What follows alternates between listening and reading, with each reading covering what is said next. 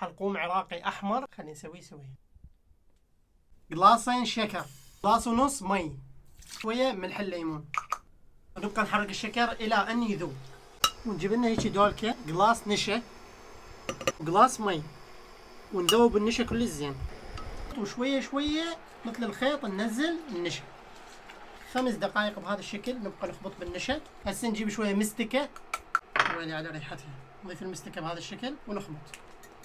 قلاص شكر بس بالتدريج، نضيف نص القلاص، نضيف نص القلاص الباقي، نخلي شويه مي ورد والوان غذائيه لون احمر.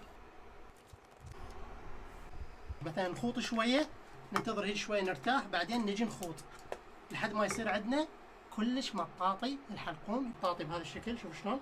نجيب لنا قالب ونرش بيه نشا، وننزل الحلقوم مالتنا، نضيفها مع الوجه نشا بهذا الشكل، نخليه يبرد هسه